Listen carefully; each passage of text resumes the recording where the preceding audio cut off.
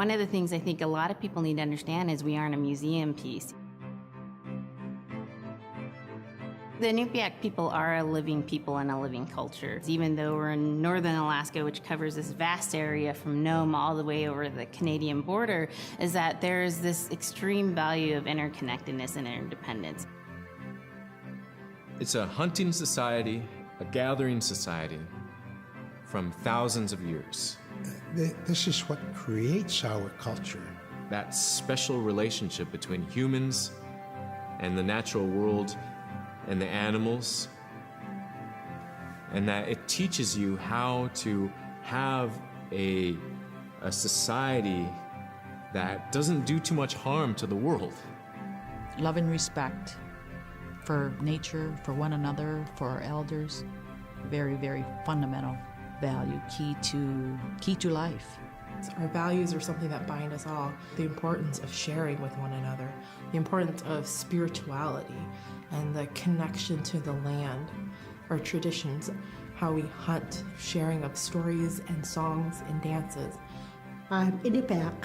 I'm from the Arctic Ocean. I am Inupiaq. It's very important to me. It's who I am as a person.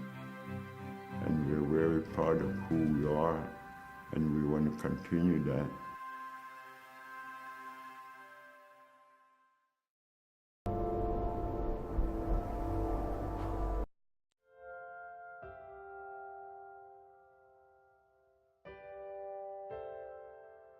It'd be busy, busy, busy all through the day.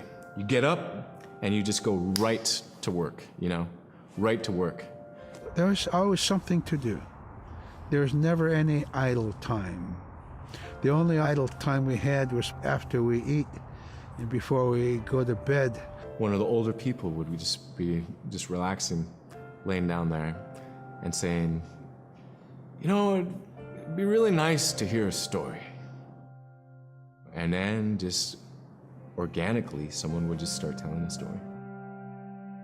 Storytelling for the Inupiaq people is very important because it not only created that sense of community, but is a way to pass on wisdom to the next generation. It was like TV, It was just like, it was as good as any movie you've ever seen. And the storyteller told it so clearly that it was just as powerful as any of the greatest movie blockbusters you've ever seen. There was a reason behind the stories that we were told because they held traditional knowledge. They held things that we might need to know in life, whether it was about how to find food or how to survive, or it was about well-being and the importance of connecting with people and being a good member of the community. We all do stories. We all live in stories. We all tell stories to our friends, and they need to be told. They need to be heard.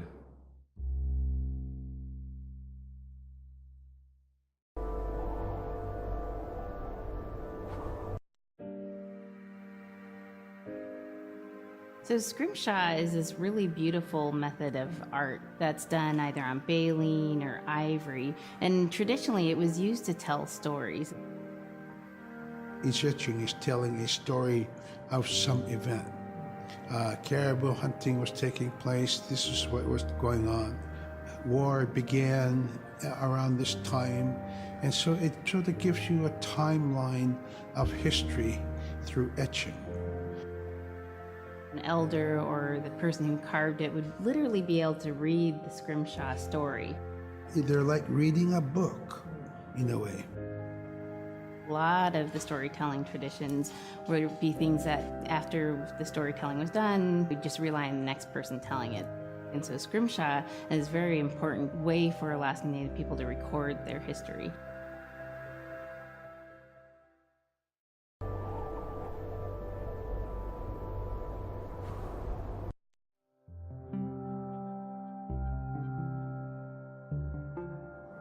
When I was growing up, my grandpa had a pet white fox. If you're a good friend with a fox, when there's danger abound, they try to keep you from getting into trouble.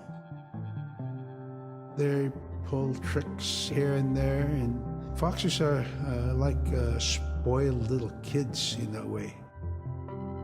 When you let her out, she'd go prancing out in the snow, jumping in the air. I know she was happy then. Come running at me and jump on my chest, knock me backwards, lick my face, and I try not to let it. So that was my memory of my grandpa's pet fox.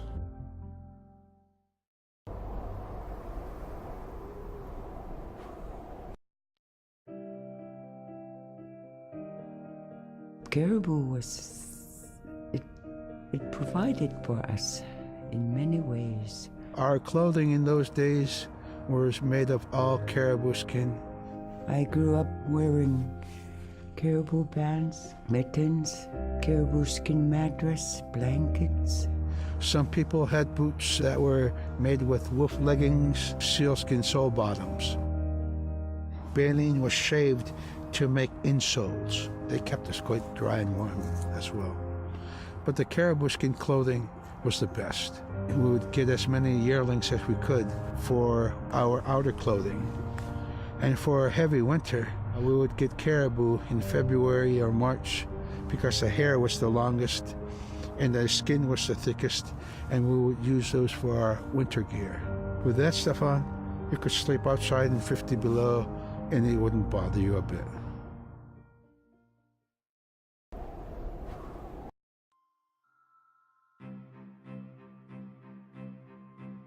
Silla is the weather. It also means the atmosphere.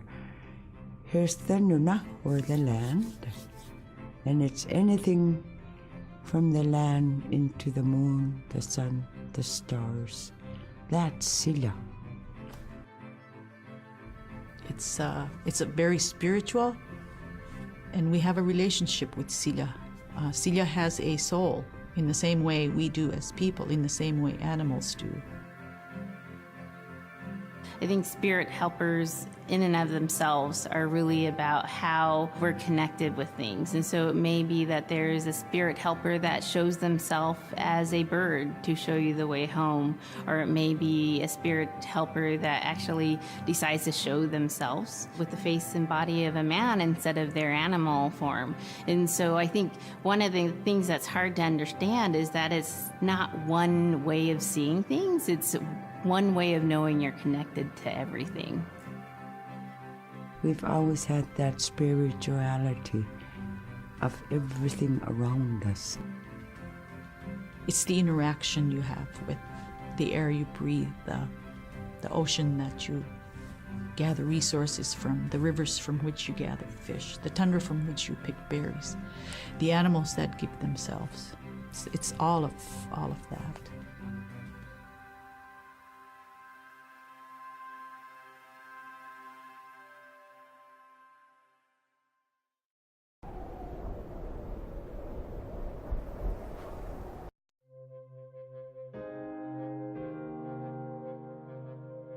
In the winter, when we were traveling, we didn't build sod houses, we built snow houses. In Canada, they call them igloo, but here in Alaska, we call them apuyak.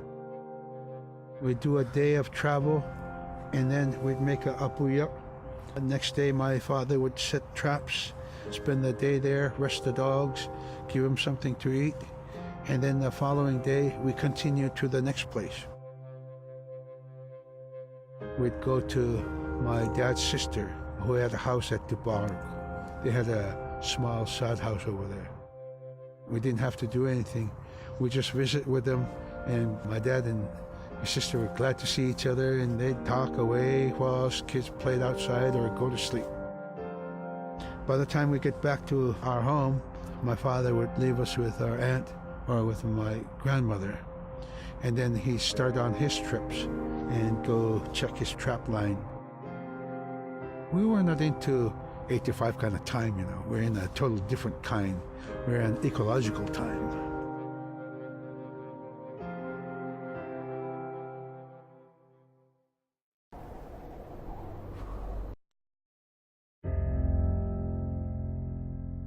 Drum is something that's common to all cultures in Alaska. All cultures have a drum that may have some stylistic differences or differences in the materials that it's made, but it's still in recognition of life and vitality, and the drum mirrors the heartbeat. And when you continue drumming soon, it will be in line with your heartbeat, because that's what it's supposed to be, the heartbeat of the community, and it symbolizes vitality. And it's the most tremendous feeling to be in a room and to have one long row of all the drummers, and to have that feeling of unity, everyone beating in harmony, the drum beat in unison. It's the most beautiful feeling. And to know that you're connected, you're on the land that you are connected to. And even if you grew up outside of the community, that which is in you comes from this area. And it's the greatest feeling.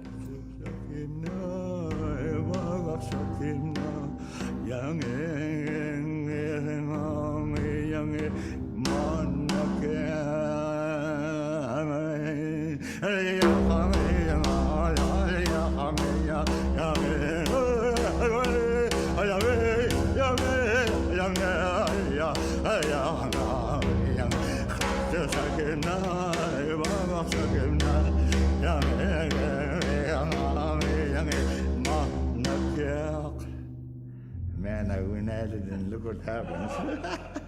Oh.